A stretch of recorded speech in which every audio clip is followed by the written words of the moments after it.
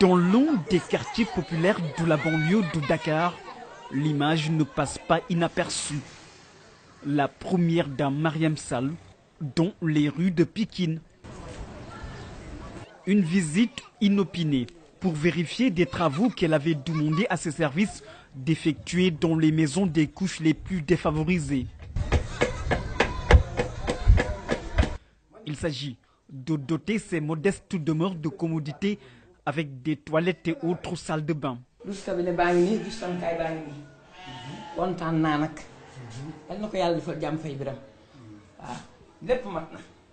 Des rencontres sympathiques, souvent inhabituelles pour les populations. Amin, amin. Nanga tuddu? Madame. Ah yow kon mom yow yaay vrai mom moy soxna señ. Yow kay yow waxuma la dara waye li nga am ni ñun mësuñu ko am. Mi ngi melni Macky Sall moma setsi. Wallahi bo ma telone avertir ki ñewon fi sank ni mag yow yaay ñew damay inviter sama morom ci koñ. Dedi xam sagal la. Teranga kenn du ko neub. Sunu borom moni buñ leen defalate xewal na ngeen ko wax. Amma bi ni'mati rabbika fa hadis. Xam nga da nga ñew man xawma la. Kon bo ma defale teranga wax na ma wo samay nawle. Big na ci.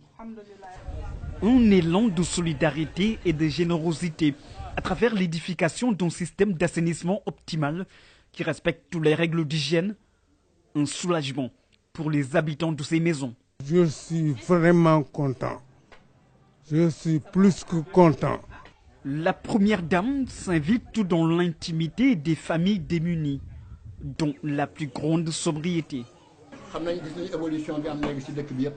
Avancement, on n'en disconvient pas. Parce qu'on est âgé. À l'âge de 66 ans, soit témoigne, dans les témoignages. Plusieurs maisons ciblées, des populations entre émotion et fierté.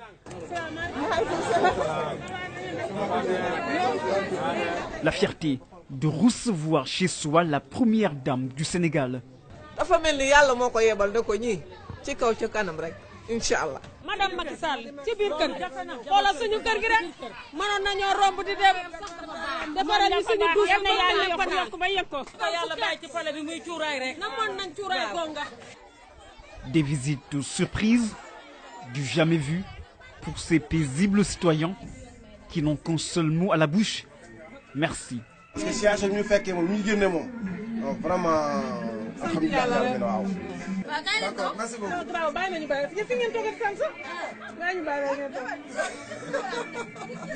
Des populations qui sont dans le besoin et qui vivent dans la précarité. Jabar njiitu réew moom ñëw ba sama kër moom loolu xalaat moo ko ci àdduna te loolu ñu ngi koy doog a am bi Sénégal ba léegi. Mariam Sall est venue à leur chevet pour soutien et assistance dans leur vie quotidienne.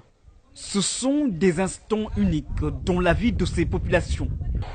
Entre Pikine Nord, Pikine Est et Pikine Ouest, la première dame Mariam Sall a fait renaître l'espoir d'une vie meilleure chez ses citoyens.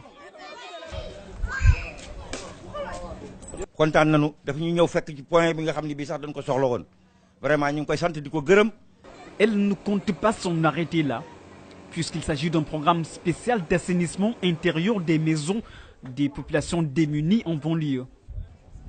Après Pikine, ce sera bientôt au tour de Yeumbeul, Parcelles Assainies, Keur Massar, Mbao et Guédiawaye.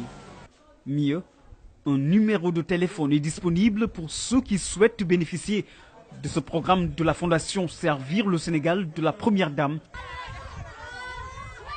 Il suffit d'appeler au 33 869 72 62.